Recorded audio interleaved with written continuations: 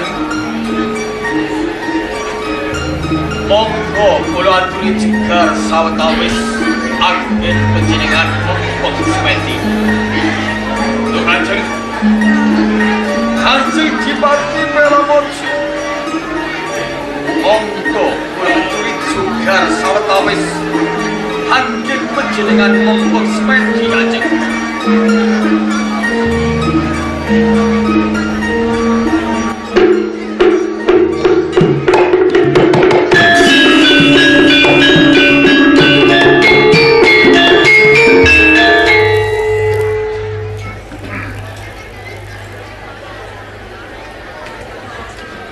Yudhawati Dawuh Patimbala Kanjeng. sapa sing perintah kowe wani njugarake anggonku Semeti lan apa karep Duh Kanjeng Dipati sesembahan kula ngantos kula wantun cumantaka jugaraken anggen panjenengan mumpung Semeti jalaran wonten sak jawinipun langkah wonten tamu saking Lamongan wonten sanes tumenggung Haryo Jlambrang badhe pinanggih lan panjenengan Kanjeng. tumenggung Haryo Jlambrang Asiya Lamongan yen ngono aja kesuwen Yudhawati enggal larang sini dawuh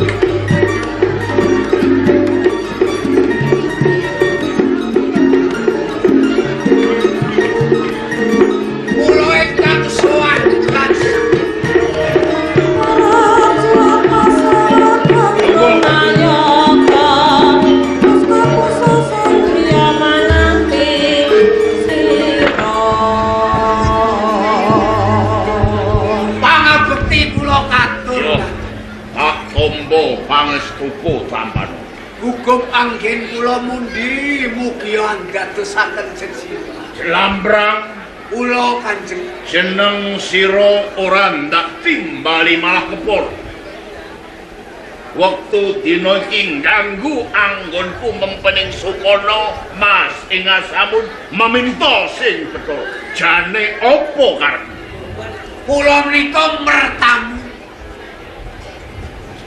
jalaran kula saking negari Majapahit minangka wakilipun Adipati Lamongan ingkang tinimbalan wonten ing negari Majapahit kula dipun utus makili lah sowan kula wonten ing Jombang iki namung kepareng kula badhe miterang kalih panjenengan saha badhe nyuwun pirsa kaliyan panjenengan semisal miterang perkawis panjenengan kok boten sowan wonten ing negari Majapahit menapa panjenengan boten pikantuk nawala ibran saking Ratu Majapahit supados ngumpul wonten ing Pendopo Agung Majapahit Kanjeng. Yo, aku entuk layang ibran saka kraton Majapahit sing ditapak asmane Sinun Prabu Brawijaya. Nggih. Nanging apa sebabe panjenengan ora sowan merga akeh jejiban sing kudu ndak rampungan. Oh, ngaten. Nggih boten dados menapa. Nyatanipun Sang Prabu Majapahit Brawijaya nggih boten paring duka. Kaya ngono. Nanging boten sowanipun panjenengan wonten ing negari Majapahit, panjenengan getun. Betul. Nggih. Dasare apa kok aku ketut? Dasaripun mila ngantos Ratu Majapahit ngumpulake para adipati Brang Wetan. Ngumpul wonten ing pendopo Kraton Majapahit jalaran Ratu Majapahit bakal milih salah sawijining adipati Brang Wetan minangka wakile ratu.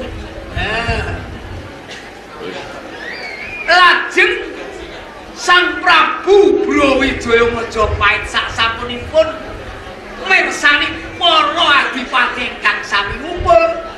Lajeng Sang Prabu paring dawuh, marang sekabeng para adipati Brawitan bakal tak pilih salah siji minangka dadi wakilku adipati Brawitan. Monggo sing dipilih boten sanes Adipati Jombang nggih panjenengan Pelorwaja. Sing dipilih aku Panjenengan minangka wakil ratu. Nek ngono iki wis digumathake wakil ratu Majapahit Pelorwaja. boten dipun sabaraken dipun urungaken. Kok bisa? Nggih kemawon. Sebabe Jalaran panjenengan boten netepi kewajiban, boten sowan wonten ing negari Majapahit. mergo aku rasuwan wakil ratu sing dipilih aku nanging dibatalke. Dibatalake. Terus Lajeng Sang Prabu milih salah sawijining Adipati Brawitan. Ning saderengipun Sang Prabu menika paring dawuh wonten satunggaling adipati ingkang cumongol-congol. Majeng wonten kersanipun Sang Prabu Majapahit. Boten sanes Adipati Kertasana. Raganata. ditembokke wakil ratu Majapahit Raganata. Tenan ngono apa?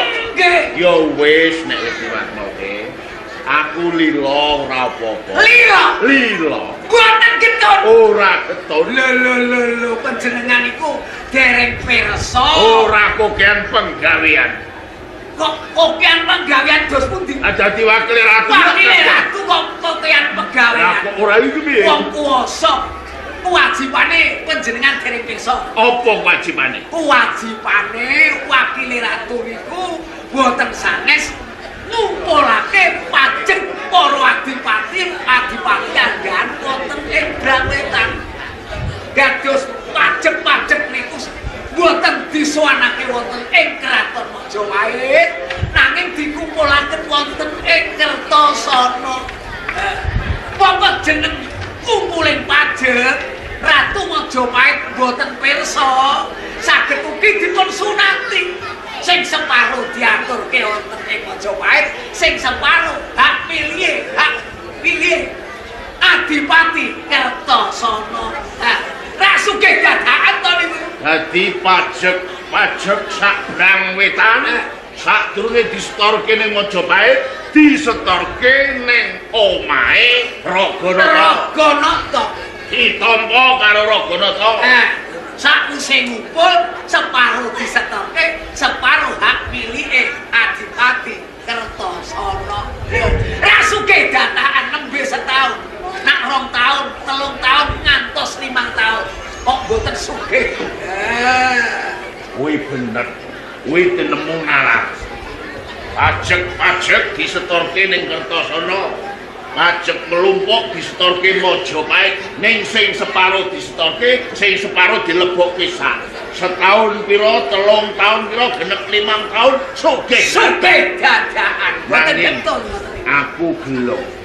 Aku ketun kareng ngerti pegaweane wakil ratu nglumpukno pajek nanging jlamprang tak upamake sego wis dadi jubur sing dadi wakil ratu wis kebacut Raganata Bupati Kertasana iso tumindak apa aku Saged ugi kepiye jalaran menika mboten sah.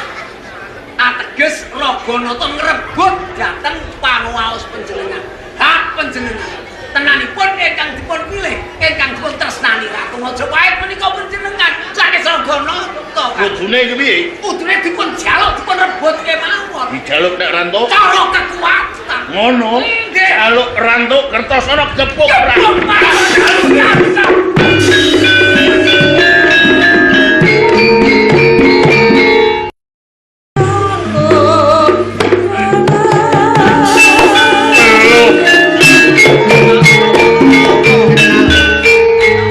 Yayi Dipati Pelorwaja. Mas Raganata Apa padha becik tekamu ing Kertasana? pangestunipun slamet boten manggih kalangan kosok pangsulipun kakang. Ya, pangestumu ing Kadipaten Kertasana uga kalis ing sambika. Syukur menawi bagus. Yayi Dipati Pelorwojo ndadekake kageting penggalipun Kakang dening sira ngirit bergadaning para prajurit saka ing Kadipaten Jombang nganti lumawat ana ing tlatah Kadipaten Kertosana. Jur iki mau bakal tindak ngendi? Estunipun kula badhe sowan pinanggih kalih Kang Mas Hadipati Raganata. Ana wigati kelawan pun Kakang. Injih leres Kang. Yen kaya ngono aja nganti kesuwen, ayo ndak kanthi jroning pendopo Kadipaten ing Kertosana. Matur nuwun. Cekap wonten ngriki kemawon boten dados menapa. Beluh. Banjur apa to tenane kang dadi wigati? Nah, kula namung badhe nyocoke kabar. Pilihan wakile ratu wonten ing kraton Majapahit menapa leres ingkang dipun pilih panjenenganipun Kang Mas Raganata. Mbok menawa kabeh ora sisip apa sing dadi ngendikamu jroning pilihan pinangka dadi tuwa-tuwangganing para dipati saka Brangwetan. Iki ora ana sawijining nayaka kang kapilih kejaba mung pun Kakang. Saestu to? Bener. Panjenengan iki dipun pilih minangka wakil ratu. Bener. Kang Mas Raganata. Saking pemanggih kula menawi panjenengan nampi gelar minangka wakil ratu niku kirang pas. Kirang trep. Ageng labuh labetipun Pelaraja tumrap negara Majapahit ingkang patuh ingkang pantes nampi pangkat wakil ratu niku mboten panjenengan nanging kula. Oh. Dadi lereking tembung wiwit nganti ngo. Iki tenane mung sira iki milikake Bapalungguhan pinangka dadi wakiling ratu ing Majapahit, dadi tuwa-tuwangganing para dipati saka Brangwetan. Leres. Yen to Palungguhan to Partisara bakal ndak ulungke kelawan jeneng sira. Banjur ngendi rasa tanggung jawabku pinangka dadi andhahan lan kawula ing Kraton Majapahit. Mula senajan dikaya ngapa Partisara ndak kukui. Panjenengan kukui. Nek panjenengan kukui badhe kula rebut srana kekuatan. Yen pancen kaya ngono tekadmu kena kowe milikake Partisara ning yen wis girang-girang.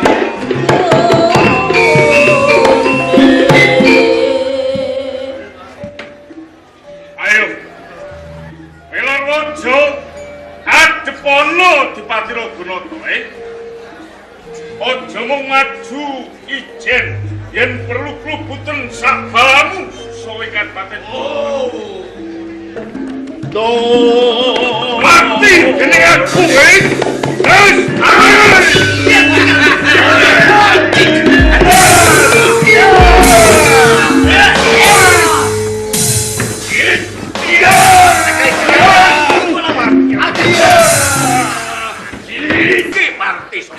Ojo meneh kok mung loro. Temekaning pati tak temah.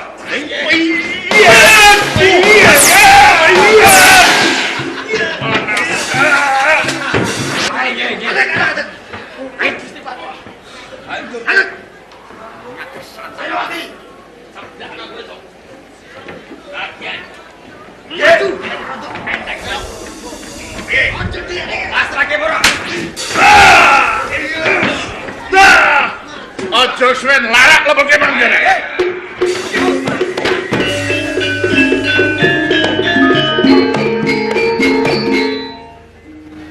Lamrang. Wangkot, wangkal, kukuh, bakuh atine si Raganata. Dipolo, dicambuk ning nyatane. Dheweke ora owah, ora ugah. Atine tetep Partisara pasrah wonten cara malih amrih layang panguwasa dipun aturaken kalih panjenengan. Ana cara meneh. Enten cara malih. Carane piye Partisara wakil ratu dipasrahke karo aku? Panjenengan kedahipun Mentala. Mentala. Garwane Adipati Kertosana Raganata. Niku man demeni pun beres. Wan Prawoso menawi Adipati Kertosana Raganata mangke pireng menawi garwanipun panjenengan Prawoso tartamtu layang panguwasa dipun aturaken kaliyan panjenengan. Oh, kaya ngono. Panjenengan rawuh wonten ing kaputren. Demeni bojo. Nggih. Oh, kaya ngono. Beres.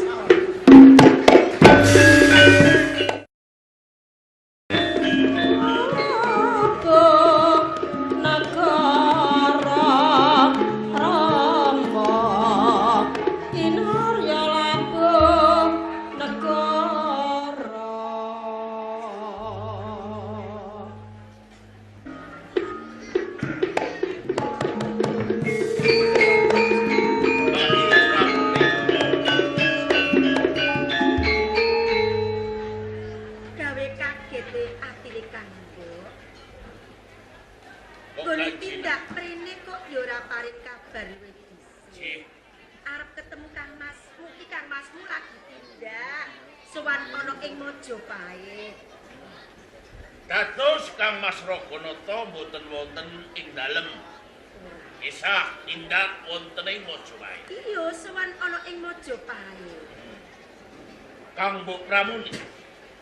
Napa ati sampean mboten kraos deg-degan? Dik dalu napa mboten ngimpi sampean? Nek perkara ngimpi kok ora ngimpi. Ning sajroning tindake garwaku ana ing Majapahit iki, pancen atiku mangsa tratapan, isine mung melang-melang, pendak-pendak aku arep muluk sego wae. Wis tak muluk, ning kok aku rumangsa keselek-selek nggonku makem jane iki ana apa aku dhewe yo ora ngerti. Menawi panjenengan badhe dahar kok keselek-selek niku cetha. Kalebet pralambang utawi pralamita. Pralamita. Jih ngaturi pirsa panjenengan ampun kaget nek garwa panjenengan Kang Mas Raganata pecah wonten medan. Piye? Garwaku sedo.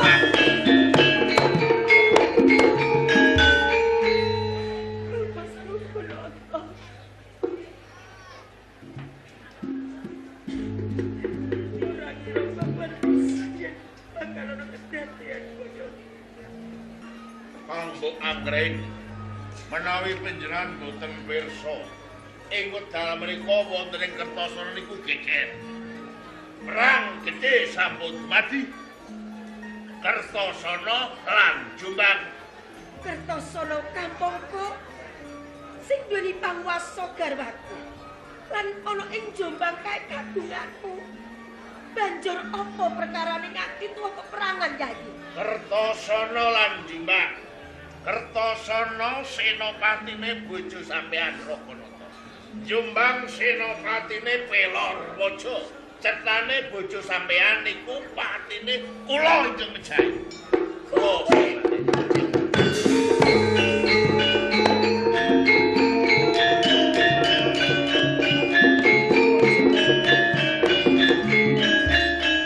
kene kowe wekis. Kene kowe kejem. Sing mesti ora bakal ana kedadian kaya ngene. Mergo antarane Kang Mas Ulan Kang Slira ki kaya dene sedulur kang ora bisa pisah. Ewedene kowe mentala merjaya marang garwaku apa lupute? margi Kang Mas Raganata wangkot lan langkal. Perkawis Partisara wakile ratu tak jaluk mawon kok boten diwenehke. Ngantos lara ati kula kapeksa. Tegel tega mentala bojo sampeyan iki kula pejahi. Mesti wae bakal dikubur. Mergo kuwi kalbu tanggung jawabe bojoku. Yen tok ing mengkone bakal diwenehi Kang Slira, mesti bojoku kok bakal napa pidana nang dalem ana ing Majapahit. Yen pancen kowe piyayi kakung sing kudune kowe matur nang dalem ana ing Majapahit nang ora bojoku sing kudu mbok pateni jadi. Boten usah dipikir kula pamakke sega pun dadi gugur nek bojo sampean pun mati. Partine bojo sampean Raganata cetha sampean sakniki niku pun dadi randha. Pelor Waja. Kok gampang temeng tembungmu? Kok gampang temen pangocapmu? Patine bojoku rasa dipikir. Pelorwojo. Bebasan kelangan domae lek golek nganti jlimet. Aku kelangan bojoku malah kaporo sing paten ngono ing pengarepanku. Lah kok aku kudu cukup meneng Pelorwojo. Kang Mbok Pramuni. Monggo sampean getuni, sampean gelani, sampean tangisi. Umpama sampean nangis nganti milih getih niku wong mati tetep mati, ngerti? Sakniki sampean mikir sing urip mawon mergo anake sampean akeh dadi rondo. Kesen dadi rondo cilaka luwung sampean tak kukup dhewe. Karepmu tak pek bojo kula. piye? Apa mbok pek bojo? Kurang ajar. Lamak kowe ning papan kowe. Aja waton kowe bisa ngucap. Aja mbok anggap yen to aku wong wadon sing saksen loro. Sing gampang kapilih tembunge kengkong yen to kepojok ing kahanan. Ora. Aku wong wadon aku tetep bakal bangga. Aku budidaya aja nganggo.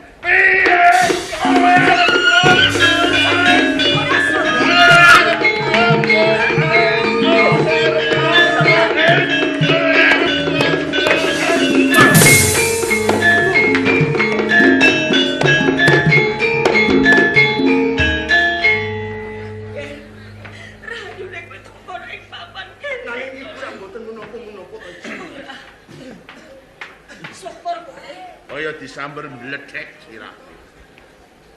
Sapa iki, Gus? Aku Joko Purnomo. Oh, Purnomo. Anake Pramune. Hei, prajurit! Ati! Senopati! Jalan! Pripun kang slira sakti yo, Ben? Ibu ampun nyumenangake. Kulit badhe ngadhepi prajurit-prajurit menika. Wonten napa? Kak. Purnomo. Iki bocah sing melit. Nggih, wani nempiling karo Pelorwojo. Ajaran. Niki. Purnomo mlete kowe mo.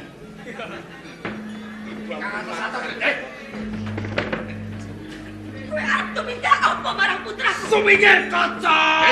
Ampun singkir kaca. Dito.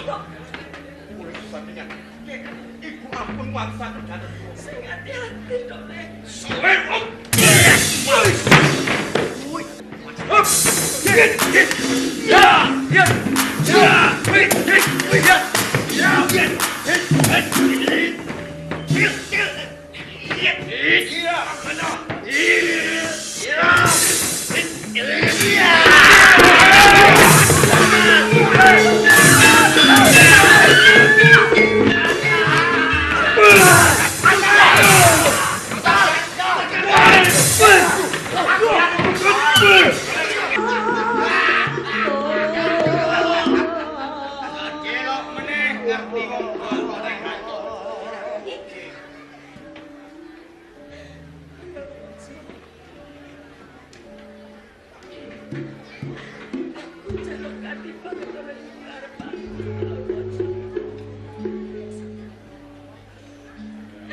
Aku njaluk sing kawelasanku, Pelorwojo.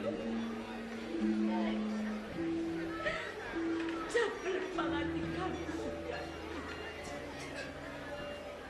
Putraku kaya ora luput ning karepan. Tak jaluk pauman gantung iki mergo aku sing luput, Pelorwojo. Ramune. Nangiso mililuh getih bebasane. Anakmu tak gantung tetep tak gantung. Sing bisa nlametake mung kowe. Mung kowe nek kowe gelem ngladeni aku, nek kowe gelem dadi bojoku, anakmu selamat ora sida tak gantung. Piye? Aku sing bakal saku golek wong wadon minangka gantiku ning pengarepan. Icah, nggih Raganata luwari saka kuman. Yen nyawang anake digantung. Sikir nggih, prajurit sikir nggih, sikir. Nggih. Ayo. Ora. Sira.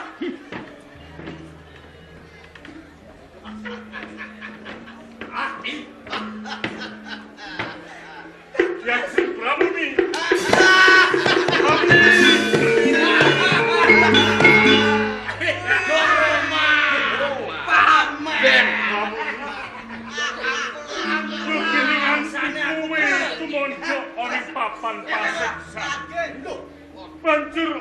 kedadian apa jroning Kadipaten Kertosana? Sajroning panjenengan tindak wonten muginipun ingkang kadang Pelorwojo.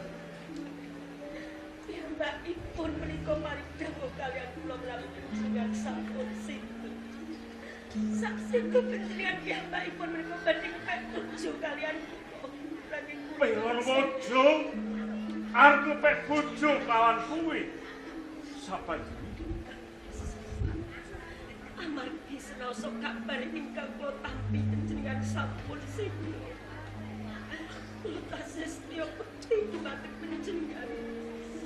Boten badhe kelampah kedadosan menika.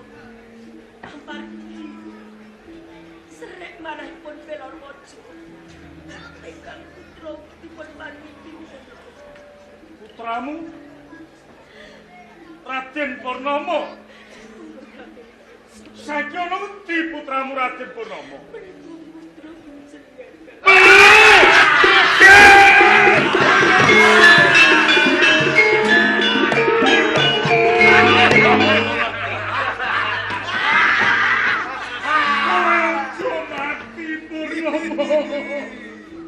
Kowe aja digantung. Pelorwojo. Pisan meneh aku sing jalukake pangapura kawan anakku Raden Purnomo. Hadirin, Ojo nganti mbok gantung anak. piye? Anakku ojo nganti mbok gantung. Anakmu aja nganti digantung. Lilo lebu aku wae sing mbok gantung Pelorwojo. Piye? Piye? Aku gantung.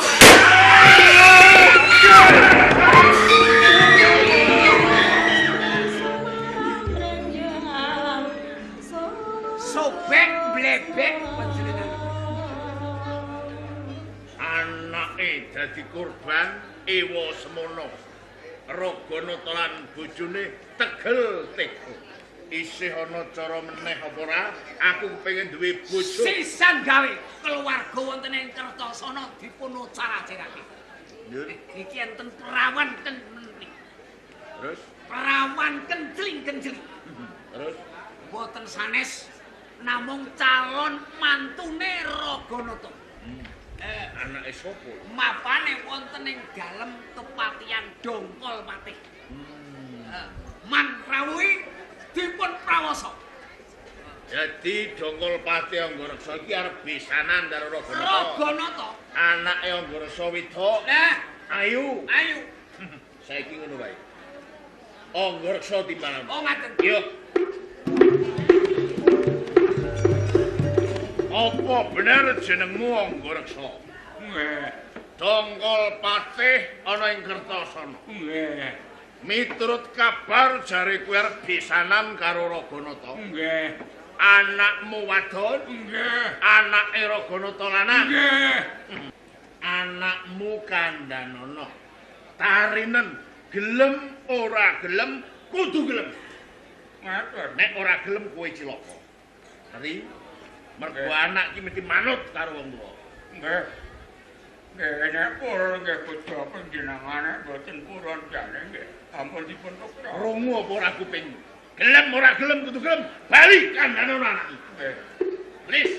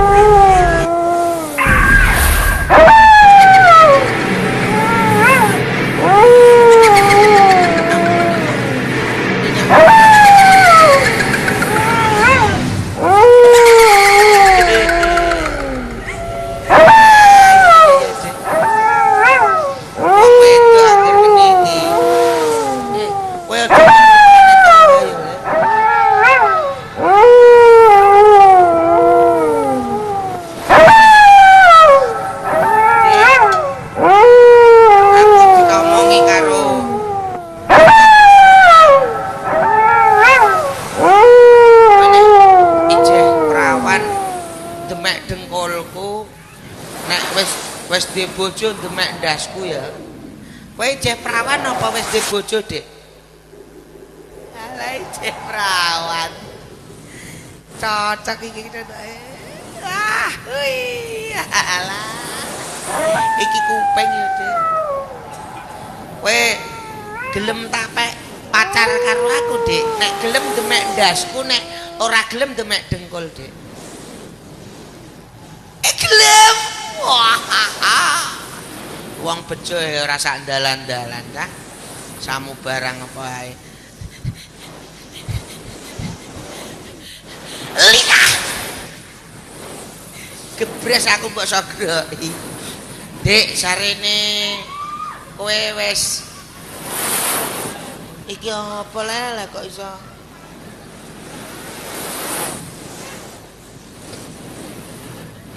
sarene kowe wis seneng karo aku ya kowe seneng karo aku apa ora nek iya demek ndasku nek ora demek sikilku nek iki ora seneng aja mesti mangkel atine iki mosok duwe mek nguampleng mak goplak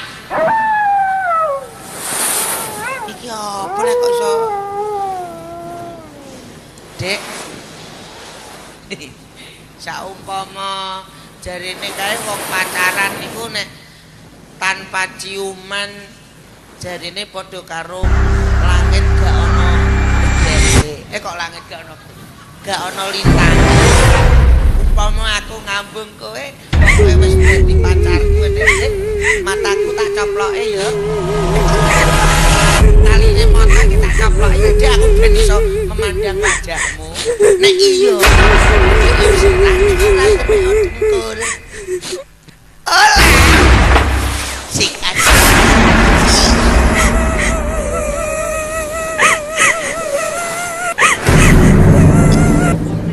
yo rasa dalan omang karo pom bensin kon kono iki apane iki gak lah doi nek iki yo kali untu tenan nek iki untune do metu wis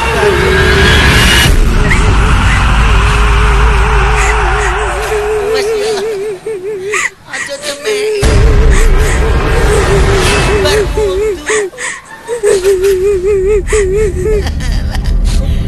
tanganem gak bosok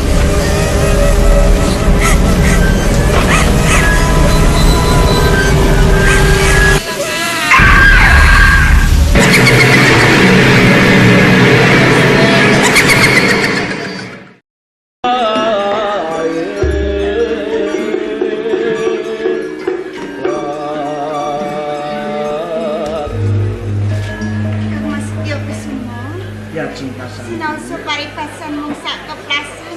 Sedaya menika saged nambani raos ingkang jroning ati lho Kang Mas. Ora susah kuwatir meneh. Pendak kala mungsu siramu kangelan pun Kakang.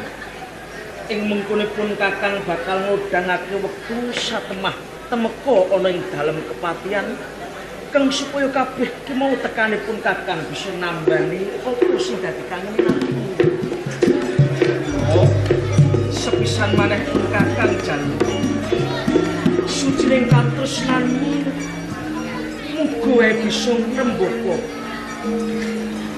satemah ing bisuke kalamun kelakon siramulan pun Kakang kumangun bebayan mangun balismu kuwi mung ngrasake mulya lan mulya ora kurang apa wae.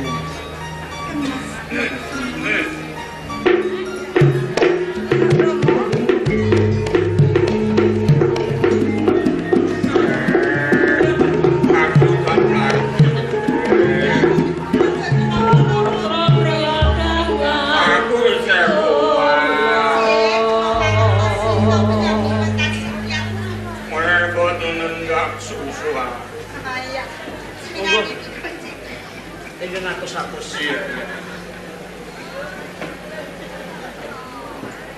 Ngatos-atos Romo. Ya dicono. Jek. Wedi temen aku tiba. Kula asli mungkin ki penyanyi ki dawah kok, Cik. Ora, aku sawet. Aku ora iso tiba. Lah, nggih. Dipun Ngoten niku nek ajeng lenggah nggo disawang. Linggiane kok nganti ngliwatke wong tuwa. Monggo katuran lenggah. dipun pirsani langkung rumiyin kok. Bokongmu lho lara.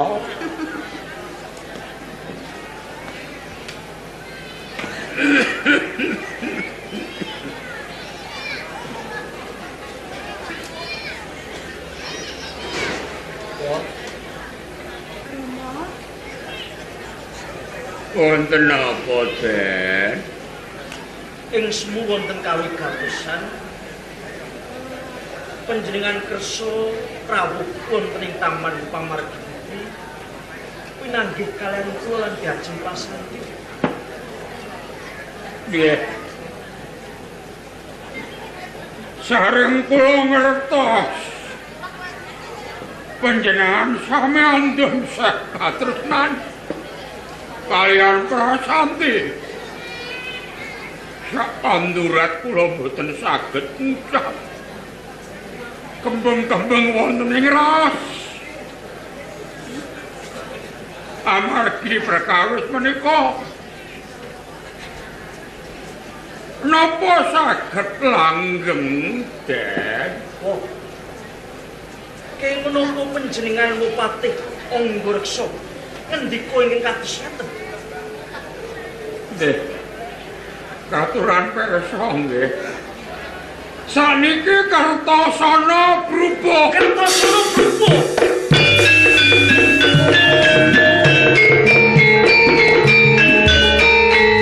Menika Kang Mas Mbok Anggoreksa. Nggih. Menawi Kertasana ing medal sak mangke bubuh.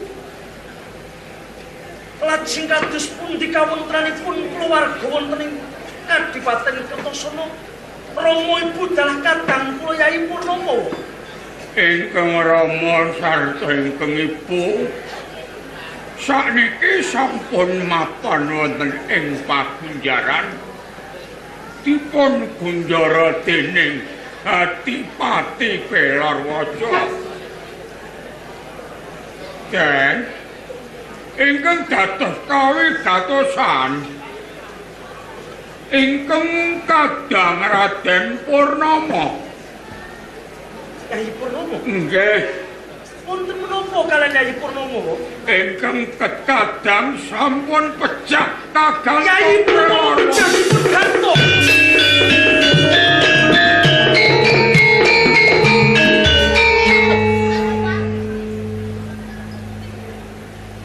Ing lajeng panjenengan ngendika Rama dalah ibu dipun papanaken wonten pagunjaran kadang kula Yai Purnomo pejah dipun gantung. Nggih. Sedaya menika saking tumindakipun paman Pelarwaja. Pelarwaja, Den. Menawi ngaten Mo Anggoreksa. Sawetawis kula titip kalian calon garwa kula pun diajeng Prasanti. Wedal sak mangke kula jangkae Pelarwaja.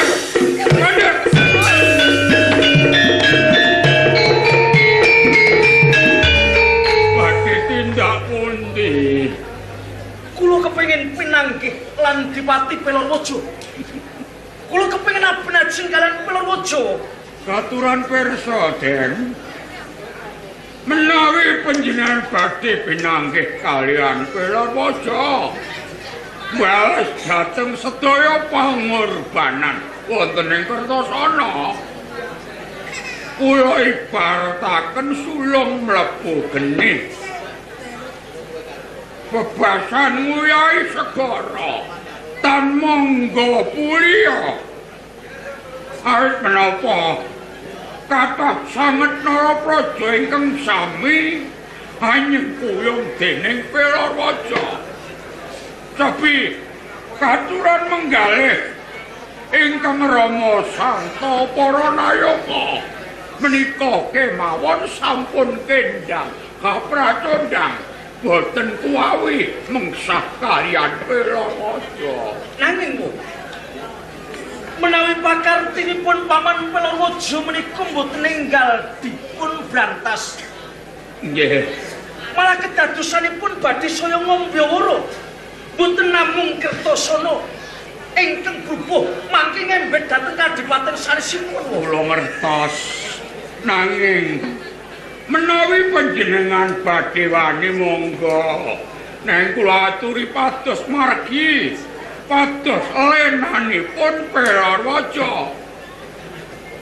Awit dinten menika Pelaraja nembe lina wong karyan Gusti Kang Akarya Jagat. Monggo pados kekiyatan embenjang kangge wani dhateng Pelaraja, Den. Menawi pamrayoginipun Woong Ngreksa kados ngaten. Ing mangkinipun kula badhe ngempalaken dhateng Kaneman. Ingkang kersa nyengkuyung dhateng lekas kula Satmah, kula saged mangsulaken Kadipaten Kertosana. Nggih. Rasanti. Ya Rama. Tresna tenan kelawan Den Mas Setya Kusuma. Kabupaten kula tresna kaliyan Kang Mas Setya Kusuma Rama. Yen to saumpami pinjangipun kula mboten saged kelampahan gesang wonten ing jagat kepada. Iya. Wonten kinanipun kula menika gesang lho Kang Mas. Sumpahmu ngono. Prasapamu ngono merga gedene rasa tresna kang kok tujukke priya siji Raden Setya Kusuma. Nanging perkara iki nguja kamurkaning jagat ora liya Pelaraja kepengin misahke kowe antaraning Kanjeng Raden Setya Kusuma. Rasanipun Ngenira padha tresna arep dipisah nando. Iya.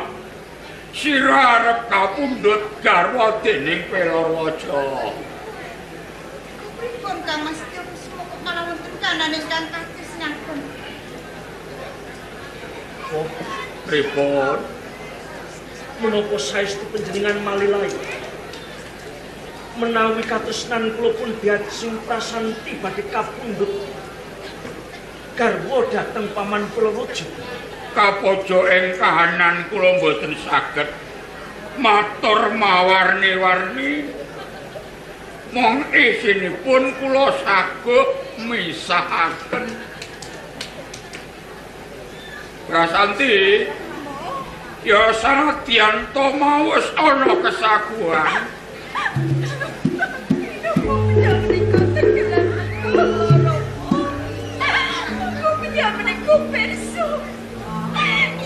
Namung Kang Mas Setya Kusuma ingkang kula tresnani Rama. Iya. Kula mboten saged pisah kelan Kang Mas Setya Kusuma Rama. Semono uga Rasami. Aku uga ora tegel misahke. Wiri kala semono ana kesaguhan nanging bareng Rama ngerti lamun to sira tuwing tresna Rama ora bakal negel misahke. Nanging ya apa kelakon langgeng lamun to kowe cumandhok nyang kepatihan lho.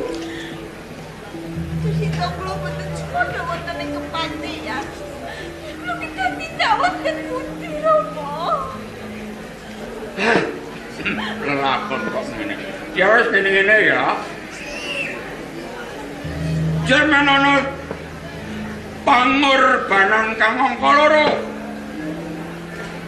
Siji-sijining dalan kowe kudu lunga saka kepatihan.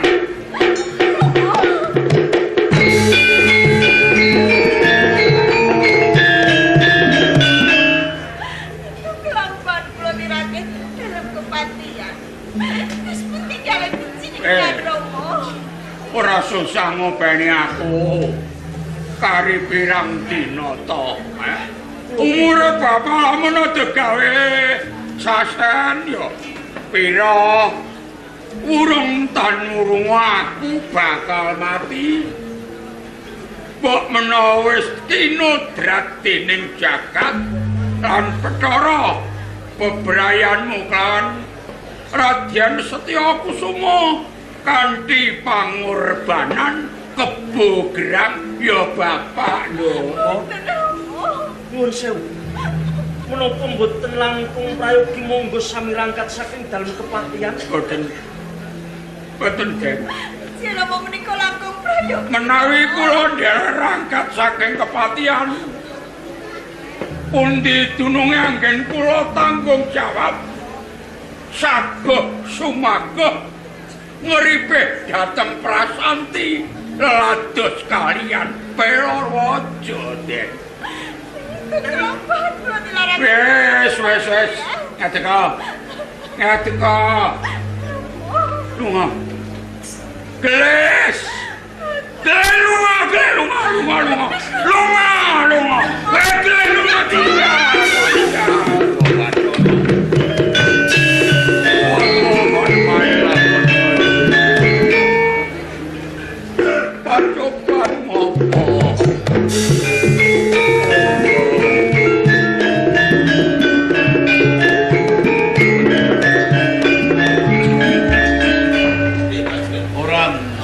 Kesuwen saiki anakmu Prasanti ana ndi?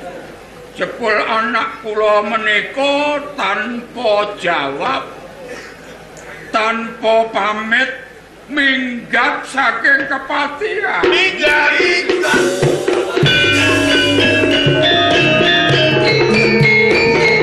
Ampun, kados saja. Ngomong dulu ngadoh. Oh ya, Santioyo. Ayo.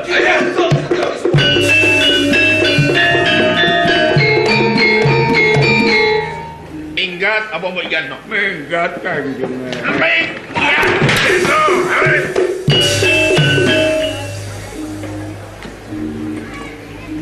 Sekali. Lamra. Ada. Tak cukile mana?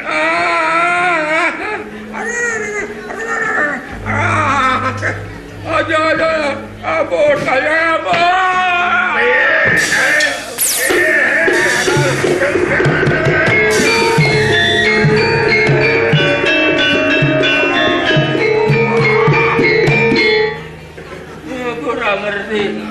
Aku ora ngerti kebareng sangat mati ya. Aku toh.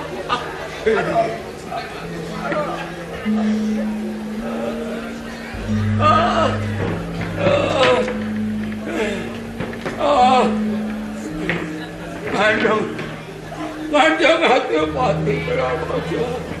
Lamrang. Ojo suwe. Mendem urip-uripan.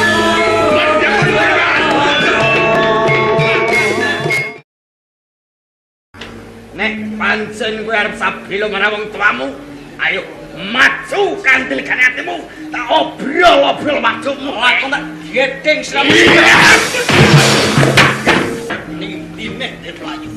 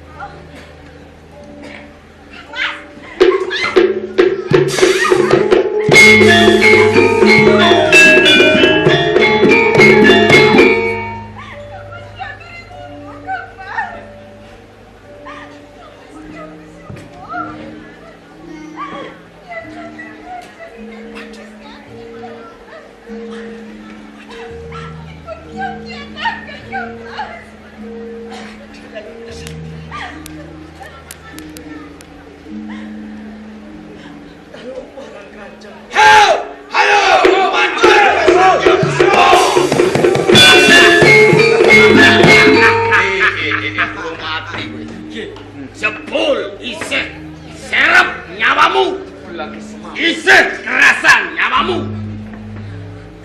Andil oleh ragamu Setya Kusuma arep mlayu bebasan ana ing tengelak-lakane laga para bujung Ya. Kartoso lan patine kadangku Purnomo. Bakal tak berani kanthi sing tekan kasar. Kelakon opo sing dadi pangucapmu kowe Setya Kusuma? Prajurit, ayo sekal keroyo. Ayo,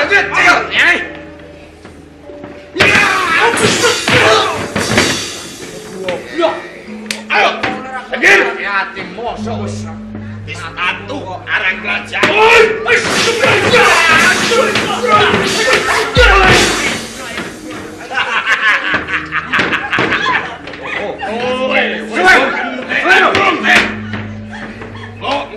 Nggo saya seloro wetengmu, saya cekot-cekot yasem sedelok as bongkok. Suwur.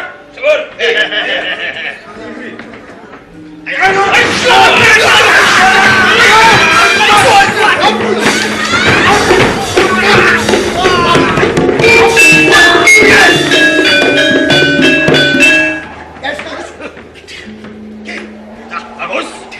Sopo wani nyempangan prajurit saka Kadipaten Jombang.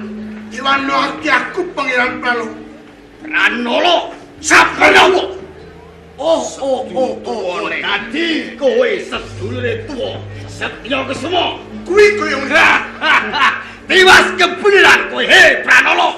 Kowe temeka ing papan kene ateges kowe bakal soroh nyawa. Bakal tumpes kelor. Ayo maju.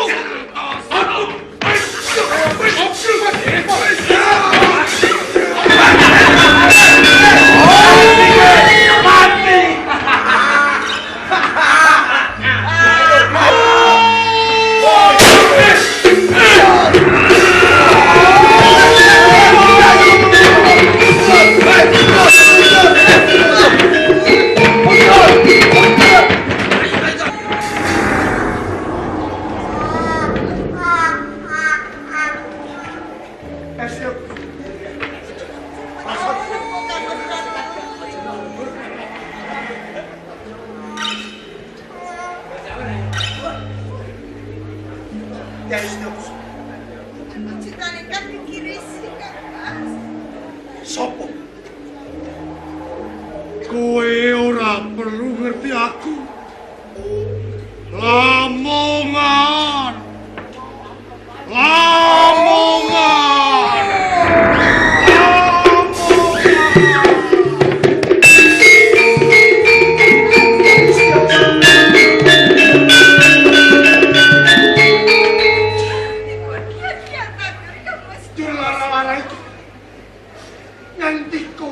Sinah awan pawongan dur ana sambungane apa lan siap Mugi panjenengan pirsa Kang Mas Pranala ing kalenggan menika Kertosana Plupuh Kakang Kertosana Plupuh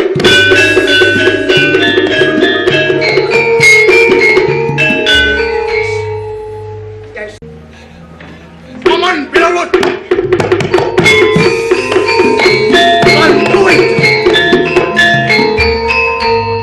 kebenaran aku bisa ketemu aku mbalekke kejayaan oleh Kertoso ya jaluk panguwasa ayo jalukan Kertosone patenono dhisik mati sono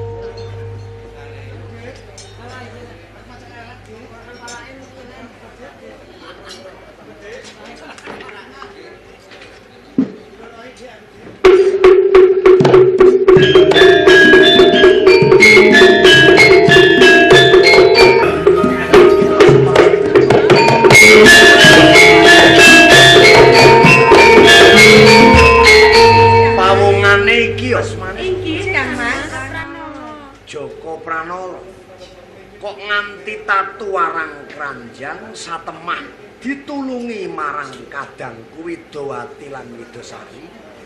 Sejatine kowe sapa? Menapa panjenengan menika katalumpen kalian kula ingkang kadang Pangeran Purnomo saking negari Kertosana. Yayi Pranala putra Adipati Kertosana.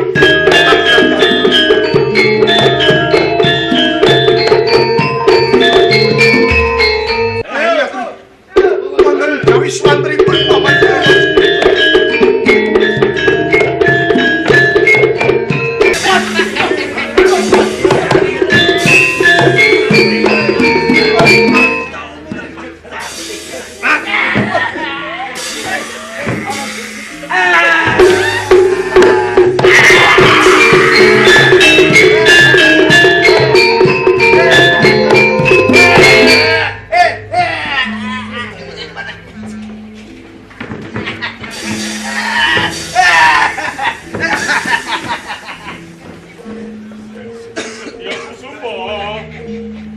Kanjeng Rama. Lho, kuwi nggih Pranala.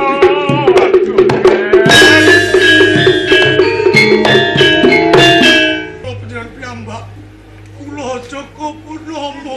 Kowe Purnomo